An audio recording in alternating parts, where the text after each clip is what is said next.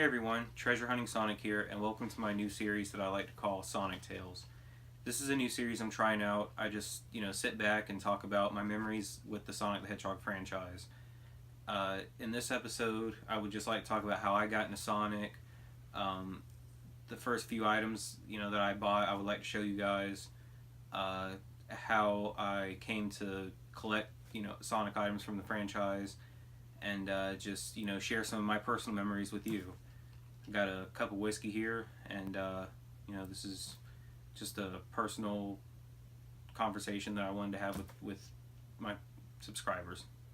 So the story starts way back in 1991. I was actually only 2 years old, and Sonic had just come out, but I didn't know about it yet because I had just got an original Nintendo, the NES. My grandma bought it for me from Sears, and it came with Mario 3. And once I learned to play Mario 3, when I was about 3 years old at this point, I loved it. I thought it was great. I had Mario 2 as well. Um, just getting to the second world was like, a big feat for me at 3 years old. But you know, I didn't know hardly anything about video games. I didn't know who Sega was. I didn't know who Atari was. I thought Nintendo was it. So flash forward all the way to 1994, around the holidays, The Lion King had come out, and I was a huge fan of The Lion King. So one day we're all in Sears, and they had The Lion King for Sega Genesis set up on a kiosk. And I played the game and I loved it. So all I wanted for Christmas was a Sega with Lion King. And also, ironically enough, at the same Sears they had Donkey Kong Country set up on a Super Nintendo kiosk. And I also spent a year looking for Donkey Kong Country for the Sega Genesis because I'm an idiot. But anyways, I did end up getting the Sega Genesis Lion King bundle for Christmas of 1994, I'm sorry, Christmas 1994. And Sega, I was hooked. I started buying everything Sega. I never bought a Super Nintendo, until way later when I was already an adult. The Lion King, was my favorite game at the time. And I didn't have any Sonic games. So one day I was in Target and Sonic and Knuckles was on the kiosk. And I was like, oh, this looks interesting. So I go up and I play it, and I hated it. I thought it was terrible. I didn't know how to get through the loops. I kept trying to, rotate the D-pad to get through the loops. I would just end up falling. I didn't understand the sense of speed. Because in Mario, you had to hold one of the buttons while you ran to make him go faster. And that's what I kept trying to do with Sonic. I didn't know, you had to build up momentum and just hold the right button to run through the loop. And, I didn't like it at all. So I was like, this game sucks, and I put it down and I left.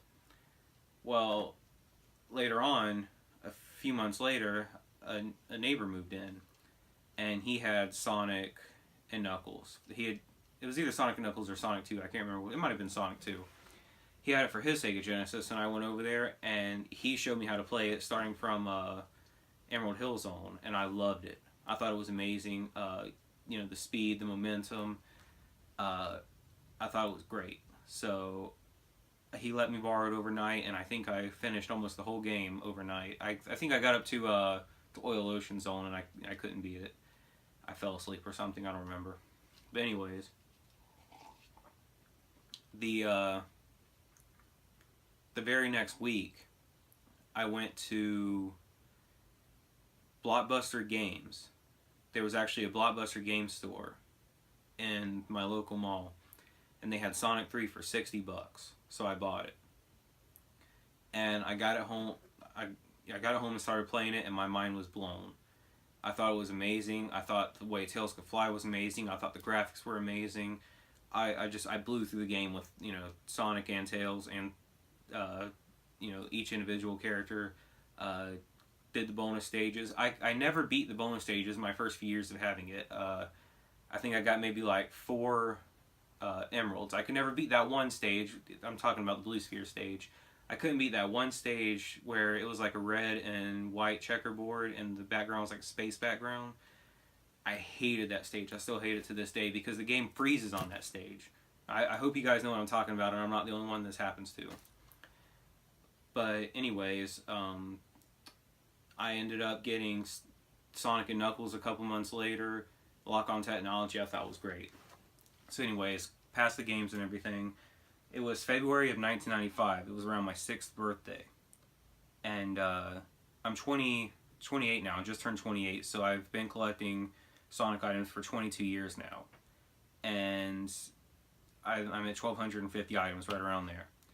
So one day, I was in Toys R Us with my mom, and my favorite TV show at the time was Beast Wars Transformers.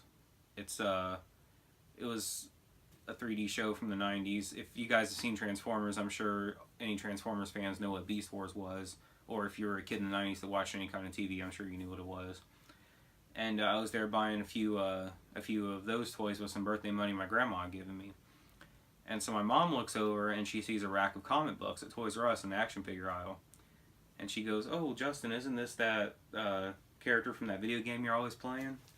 And that's when she held up this, Sonic issue 19. And I was like, "Oh yeah, that looks cool." And she's like, "You want it? I'll get it for you." Okay. So I got it home. As you can see, this issue featured a bunch of different Sonics from different universes.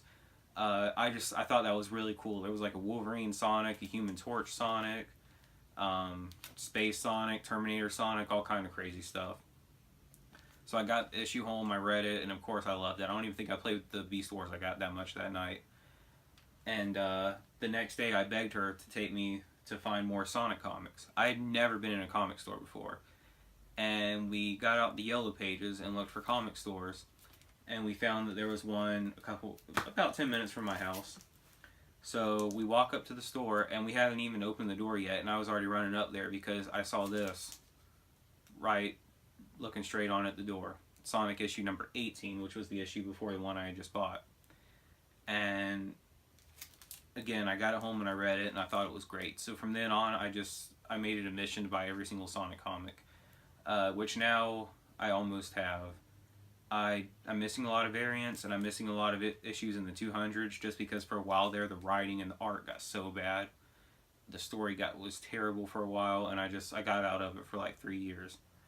I know it's hard to believe, but I just couldn't get into it until recently when the Worlds Collide arc back in 2013 happened. That's when I got back into it. So those are my first 2 comics. Then a friend of mine went to McDonald's, or went to a thrift store actually, and found the McDonald's toys.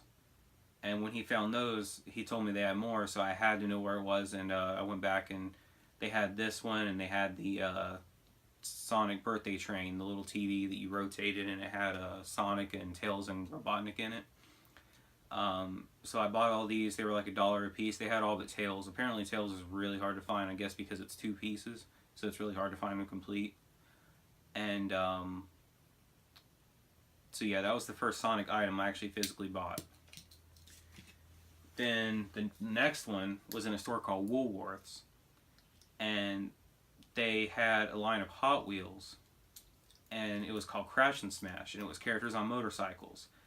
And they had launchers. I lost the launcher to this one a while ago. But as you can see, Sonic sits on the motorcycle, the launcher would launch him straight into a wall, front wheel would hit, Sonic would fly off and crash. So I saw this, and I wanted to buy it really bad, but my mom didn't have any money at the time, so she had to take me back like a week later and get it. Thank God it was still there. Okay, so I would say in about 1998, and keep in mind it was extremely hard to find Sonic merchandise in the 90s. And I mean, stores, it's not like today where you can, everybody knew who Sonic was, and everybody had a pretty good, idea of what kind of products they had in their store. Back then you really had to look. There wasn't much hope at all. And there was no internet to find out what stores had what, so, you couldn't do like online store locators. Luckily around 1997 eBay came out, and this is where the story gets really funny, because in 1997 I was 8 years old, but about a year before that we actually bought a PC, Hewlett or Packard Bell PC. I hope you guys remember them. And we had set it up, and we actually had dial-up internet. I was like the first person on my blog to have dial-up internet, and a lot of kids would want to come over and check it out. But here I am, 8 years old. I knew how to use the internet, and I found this website called eBay. And eBay, was an auction site, which back in 1998, was like almost unreal. And sellers would let you pay with checks. You could actually send them checks in the mail. It was really easy to get ripped off. I did get ripped off a few times on eBay in the early 2000s. But anyways, one of the first things I found on eBay was this. It's the Sonic Bank from Happiness Express. I think it was only like 12 bucks or something like that. Not very expensive at all.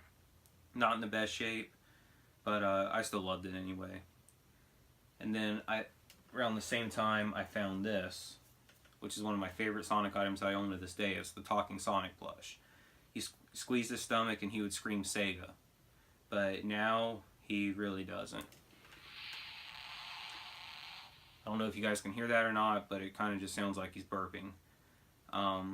There's no way to change the battery on this thing without opening it up and doing some kind of plush surgery, which I have no idea how to do. If anyone knows, let me know. I would like to get it fixed eventually. And it came with the box and everything, and I couldn't believe it when it actually showed up. And at that point I knew eBay was legit and it was a success. So third item I bought was this little Sonic gum container. These things, the spikes come off, and it had these little gum pellets that you could store in it. These things were notorious for losing their noses. There's a ring around his arm. It's because his hand fell off, and I glued it back on with the ring. I just thought it was cool at the time. I was 9 years old, so it's whatever. And there was so much more stuff on eBay at the time too, like original comic pages for like $10, $15, which at the time I thought were just somebody's drawings, because I wasn't aware of original comic pages or anything like that. There was Sega like promo items like banners and stuff for Sonic and Knuckles. I never bought any of that. I did buy one item that's extremely cool in '99 for my 10th birthday, but I want to save that for another video. That one's just way cool. One of the coolest items I have. And if you guys knew me on Facebook, you know what I'm talking about. But I will do a video on that eventually. But I don't want to give it away right now. So, throughout the years, I just kept collecting, and a lot of my stuff is unopened. The Resource figures are unopened, which for the longest time, there was no Sonic action figures in America. And when the Resource Sonic Adventure 1 figures came out, I was thrilled.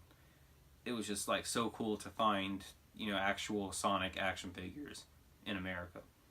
And also all this time, up until from the time I started collecting to the time Sonic Adventure came out, I would get these magazines from people in Japan that would have images of Sonic toys, all kinds of different stuff. And I would just hope so bad that I could find this stuff here. And there would just be the Sonic the Fighters plushes, obviously, all kind of unimaginable stuff. It was insane. I was like, this isn't fair. Why doesn't this stuff come out here? It's kind of like how, when you were, if you guys watched The Angry Video Game Nerd, he always talked about how all these cool games would come out in Japan, and then he never knew they didn't come out here, so he would keep looking for them. Well, I was the same way. I would always look for these Japanese Sonic items that I thought were here as well. And, I would watch the Adventures of Sonic the Hedgehog, the Saturday morning cartoon, all that stuff, and eventually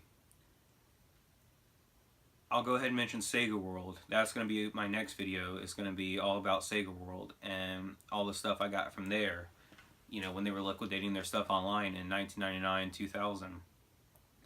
But up until Sonic Adventure came out, there was hardly, you know, it was very rare to find anything in stores, which is why I call myself treasure hunting Sonic, because it was literally like hunting treasure.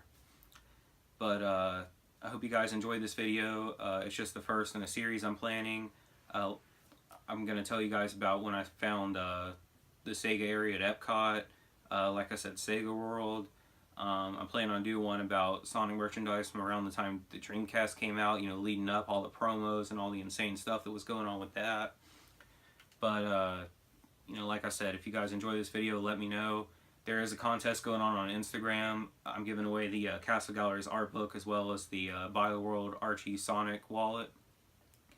And you do get 2 entries if you're a follower on Instagram and a subscriber on Facebook, or on YouTube, I'm sorry.